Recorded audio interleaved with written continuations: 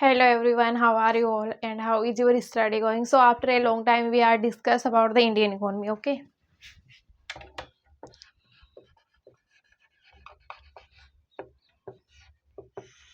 ये Indian economy chapter number 2, chapter 1 we are completed, okay?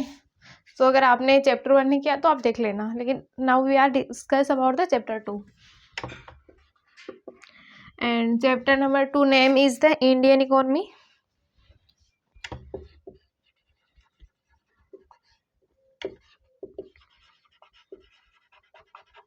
1950 to 1990, okay? So we are discuss about the chapter number first Indian economy of the independence. अपन उस time की बात कर रहे थे जब हमारी कंट्री क्या है, इंडिपेंडेंट नहीं हुई थी. तो अब अपन बात करते हैं हमारी कंट्री इंडिपेंडेंट होने के बाद में. अपन 1950 से बात करेंगे. 1948, 49, 50 में ज़्यादा कुछ हमारी कंट्री में डेवलपमेंट नहीं हुआ था, तो इसलिए हम बात करेंगे 1950 से, ओके? तो इंडियन इकोनॉमी ऑन द 1950 से 1990 तक हमारी कंट्री में क्या क्या हुआ था, अपन उन सब के बारे में बात करेंगे. तो अपन बात करेंगे इकोनॉमिक प्लानिंग के बारे में.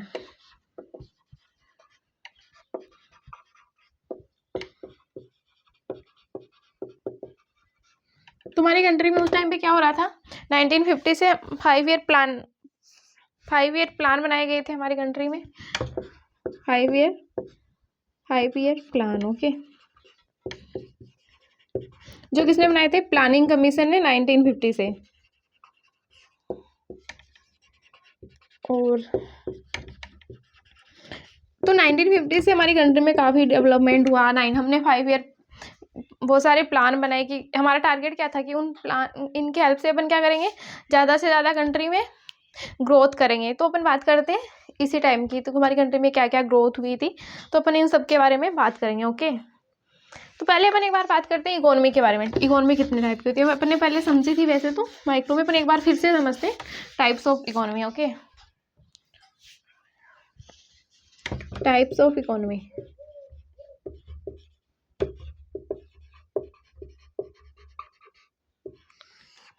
Socialist economy,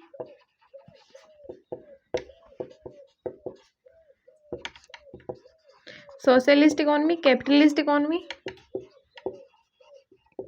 socialist economy, capitalist economy, and other one is the mixed economy. So there are the 3 types of the economy, okay? First one is the socialist economy, second one is the capitalist economy, and third one is the mixed economy. So what is the socialist economy? So all the economic decision taken by the government, all the economic decision taken by the government, all the economic decision taken by the government in socialist economy. And in capitalist economy, all the decision taken by the business या firm या public sector, okay? तो all the decision taken by the public sector, private sector, okay? Sorry. And in mixed economy, all the decision taken by the public and private sector. And अपन बात करते हैं हमारे economic decision कौन कौन से होते हैं. Economic decision means that what to produce, how to produce, what to produce, how to produce, and for whom to produce. For whom to produce.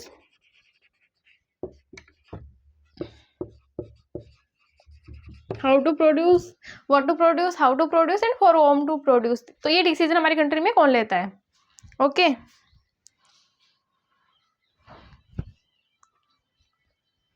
तो अपन बात करते हैं इस सेंचुरी की, इस टाइम के बारे में क्या क्या हुआ था.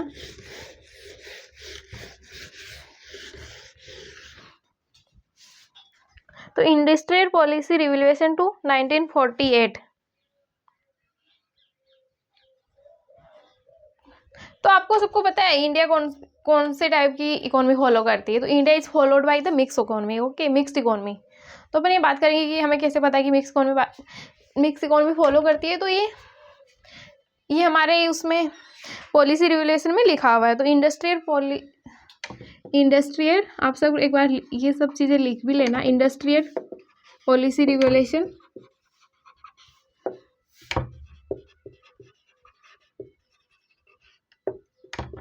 1948 and directive principle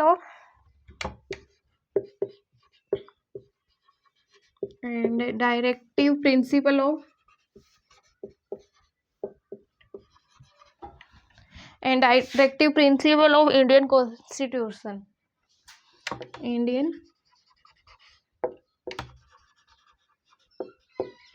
Constitution reflects the हमारे जो पॉलिसी रेगुलेशन था, directive principle of Indian constitution था, उसमें ये बात लिखी हुई थी। Reflects the mixed economic system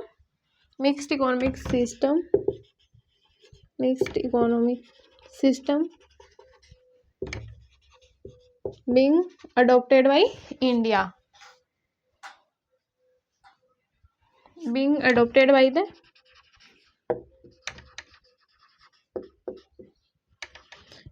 by the Indian government.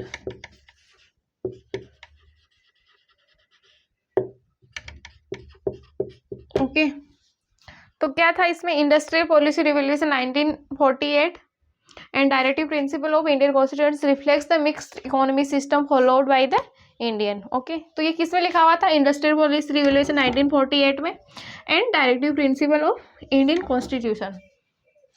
Okay,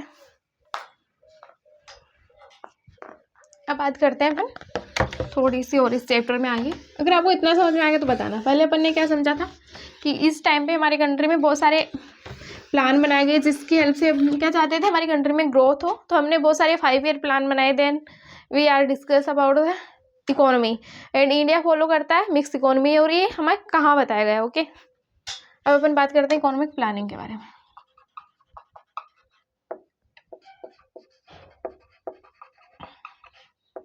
economic planning, okay, तो involves making major economic decision.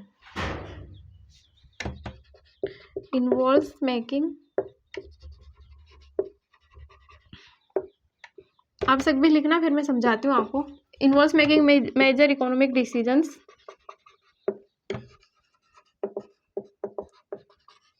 Involves making major decisions like what to produce.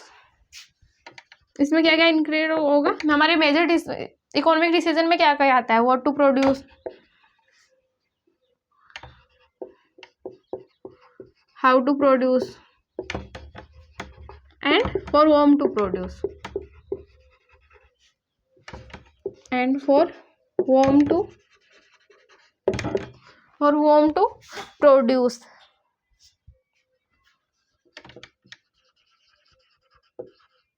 By determined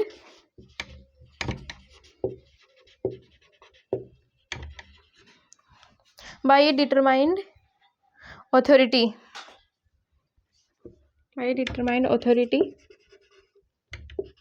based on comprehensive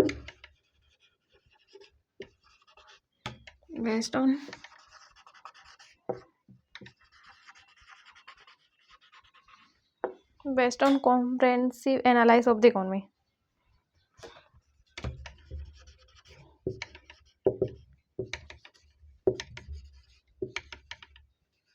तो जो हमारा economic planning था उसमें क्या था? Involves making major economic decision, what to produce, how to produce and for whom to produce by a determined authority based on comprehensive analysis of the economy. तो ये decision कौन लेता है? एक डिटरमाइंड अथॉरिटी लेती है, चाहे वो फिर गवर्नमेंट हो या फिर हमें प्राइवेट सेक्टर का दिया हुआ हो। एक बार इसको रीड करना आप लोग।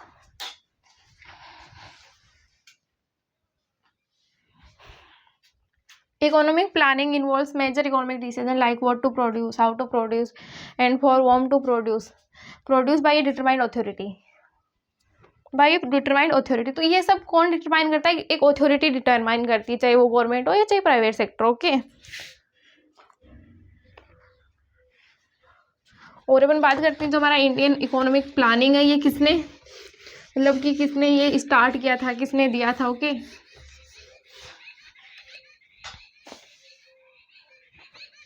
PC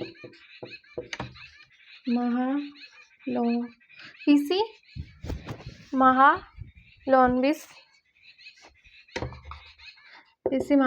was known as the architect of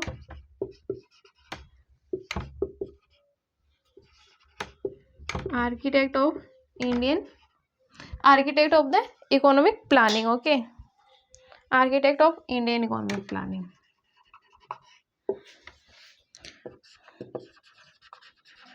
तो आपसे पूछा जाएगी मतलब कि जो भी 5 ईयर प्लान है कैसे किया जाएगा, जो जितनी भी चीजें वो सब किसने मतलब कि आर्किटेक्ट किए थे, पीसी महालनोबिस। ये कौन है, ये स्टैटिस्टिशियन है।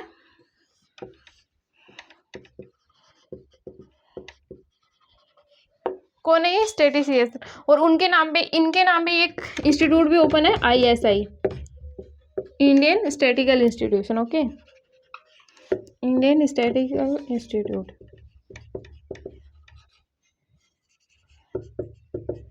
तो इकोनॉमिक प्लानिंग क्या है, जो भी हमारे इकोनॉमिक डिसीजन है वो एक डिटरमाइंड अथॉरिटी लेगी। और ये कॉन्सेप्ट आर्किटेक्ट किसने किया था, पीसी महालनोबिस।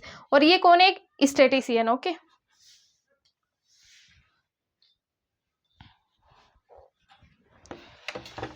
चलो अपन बात करते हैं प्लानिंग कमीशन 1950 की।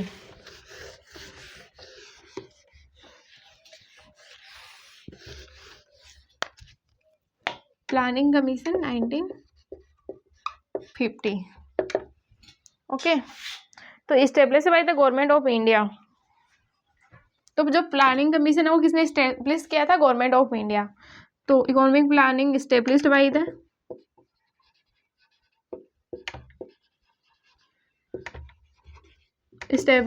The government of India, established by the government of India under the chairmanship of India, under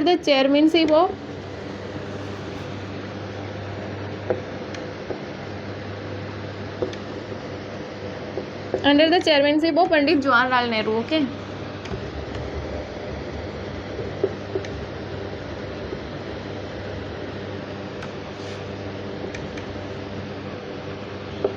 तो जो हमारा ये है इकोनॉमिक प्लानिंग, इसके चेयरमैन कौन होते हैं, हमारी कंट्री का प्राइम मिनिस्टर। तो ये जब स्टार्ट हुआ था उस टाइम पे हमारी कंट्री के प्राइम मिनिस्टर कौन थे, Pandit Jawaharlal Nehru. Okay, first prime minister of India. Okay, तो ये उनके टाइम पे स्टार्ट हुआ था economic planning.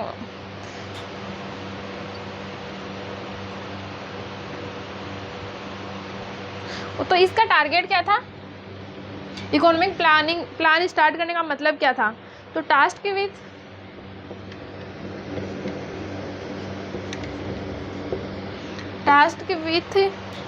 Assessing human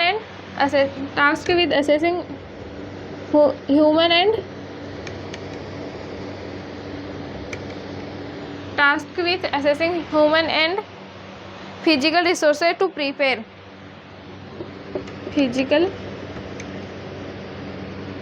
resources to prepare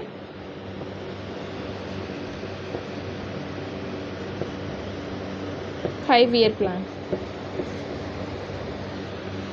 5-year plan focusing on long term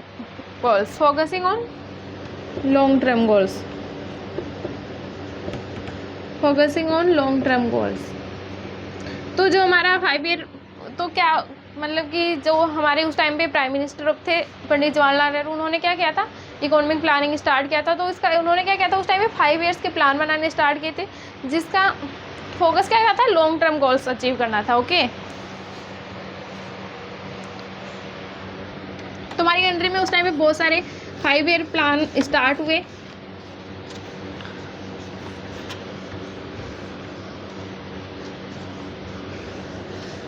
तो हमारे 5 ईयर प्लान स्टार्ट हुए थे 1950 से 1951 से 2017। ओके, पहला पहला फर्स्ट 5 ईयर प्लान स्टार्ट कब से हुआ था? 1951 से 1956। और जितने भी हमारे 5 ईयर प्लान है इस ईयर तक, उन सब का एक स्पेसिफिक ऑब्जेक्टिव है, गोल्स है। अगर पहले का था कि एग्रीकल्चर में डेवलपमेंट हो, क्योंकि पहले क्या होना चाहिए, हमारे खाने के लिए तो कम से कम हमारे पास होने चाहिए। तो पहले उन्होंने क्या किया था, एग्रीकल्चर डेवलपमेंट किया था, फिर इंडस्ट्रियलाइजेशन किया था। तो इन्होंने ऐसे अलग अलग प्लान बनाए थे। अब इन 5 ईयर प्लान के बारे में कल की क्लास में डिस्कस करेंगे पूरे डिटेल में। ओके, थोड़ा सा पूरा कल की क्लास में यही डिस्कस होगा। तो ये 2017 तक चले थे। फिर 2017 में क्या हुआ था कि हमारा जो प्लानिंग कमीशन है उसको चेंज कर दिया गया था। तो रिप्लेसमेंट ऑफ प्लानिंग कमीशन ये कब हुआ था? 2017 में। तो रिप्लेसमेंट ऑफ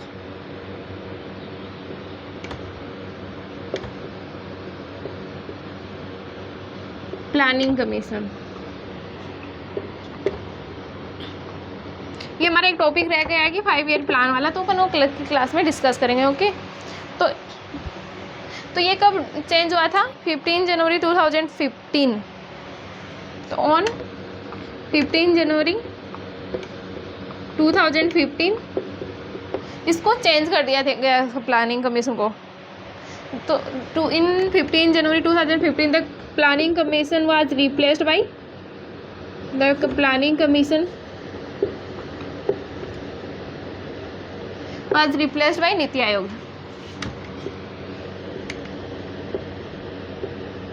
प्लानिंग कमीशन का नाम क्या रख दिया गया था? नीति आयोग। तो replaced by NITI Aayog.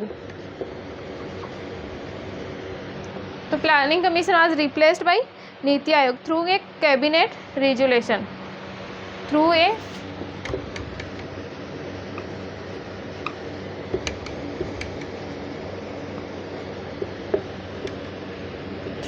Cabinet resolution.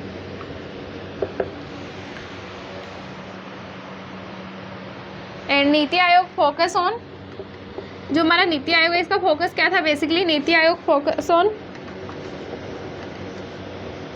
Focus on transforming development strategy. Transforming development strategy.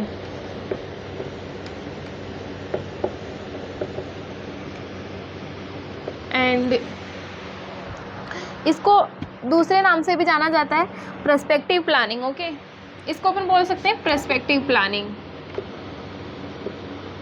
तो फिर क्या हुआ था? 2015 में डिस्कशन हुआ कि हम इकोनॉमिक प्लानिंग 5 ईयर प्लानिंग को उठा देते हैं, अपन थोड़े लॉन्ग टर्म की प्लानिंग बनाएंगे और भी ज़्यादा। तो ये कब से स्टार्ट हुआ था? 2017 से ये 2032 तक चलेगा। ओके, इसको नाम दिया गया है पर्सपेक्टिव प्लानिंग, जहाँ पे अपन और भी ज़्यादा लंबे प्लानिंग बनाएंगे। और इसका बेसिकली क्या टारगेट है? Transforming development strategy. NITI Aayog की फुल फॉर्म भी है national institution for transforming India. तो इसकी फुल फॉर्म है नेशनल इंस्टीट्यूट फॉर, इसका बेसिकली टारगेट ही क्या है? ट्रांसफॉर्म करना पूरा का पूरा, transforming India.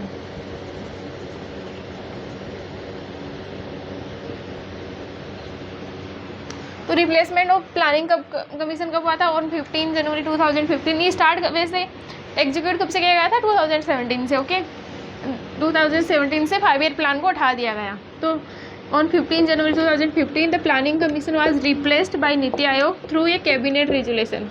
NITI Aayog focus on transforming development strategy. Okay,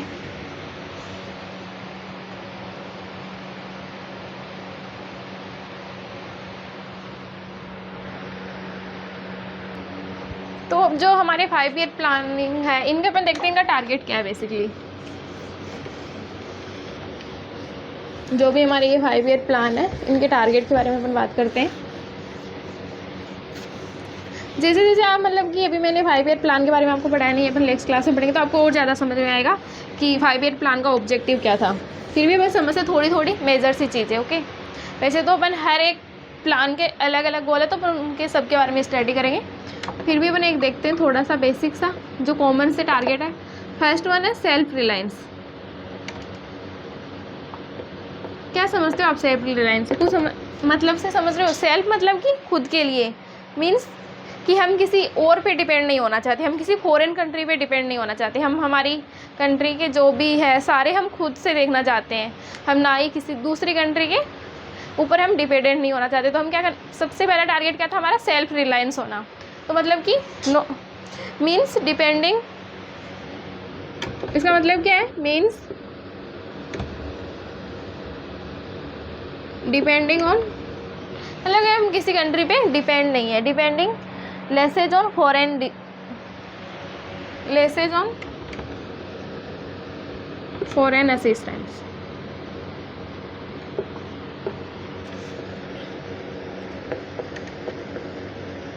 जो भी हमारी फॉरेन कंट्री है हम उन पे कम से कम डिपेंड होना चाहते थे। And more of internal resources,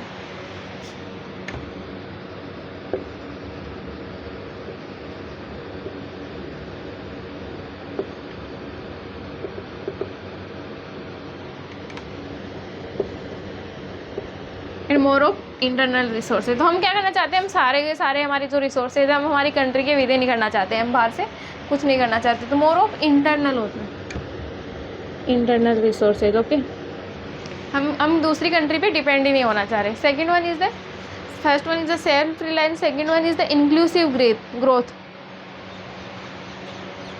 कि हम हमारी कंट्री की ग्रोथ के बारे में ज़्यादा से ज़्यादा चाह रहे हैं।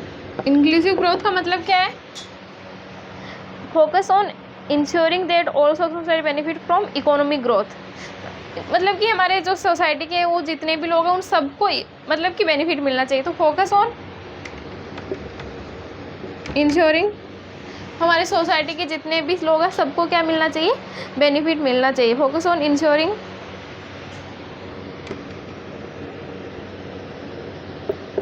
That all sections of society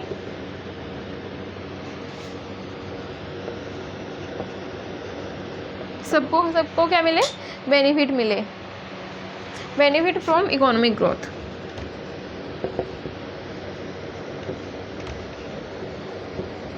जो भी हमारी कंट्री में ग्रोथ हो रही है उसका सबको क्या मिलना चाहिए, बेनिफिट मिलना चाहिए। तो फर्स्ट वन क्या है, सेल्फ रिलायंस, सेकेंड वन क्या है, inclusive growth, third one is the quality of life.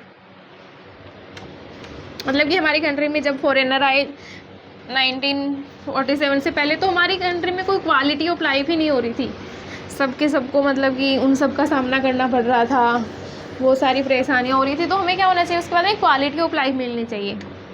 तो क्वालिटी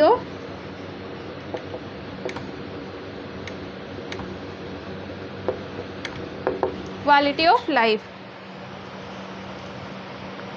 मतलब कि हमारे जो लिविंग स्टैंडर्ड्स है वो क्या होने चाहिए, इंक्रीज होने चाहिए। रेफर्स टू इंक्रीजिंग ऑफ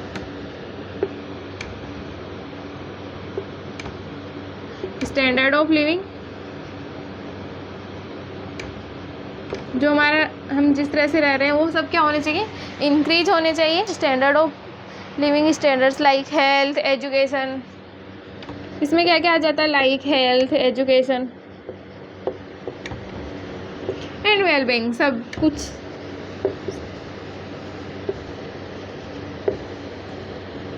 तो इनका target basically quality of life में क्या आता है कि हमारे लिविंग ऑफ स्टैंडर्ड्स इंक्रीज होने चाहिए, जैसे हमें अच्छी एजुकेशन मिलना चाहिए, हमारे हेल्थ की फैसिलिटी ज़्यादा से ज़्यादा होनी चाहिए, ट्रांसपोर्ट होना चाहिए। तो हमें क्या है, सारी की सारी फैसिलिटीज़ होनी चाहिए।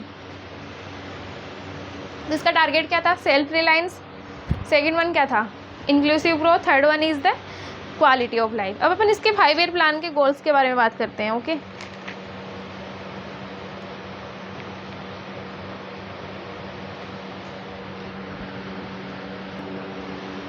तो अपन इसके गोल्स के बारे में बात करते हैं। Okay,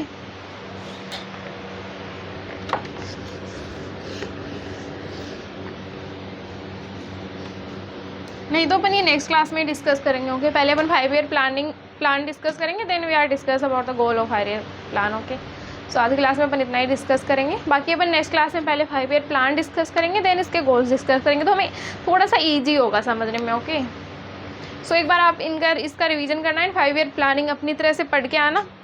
okay,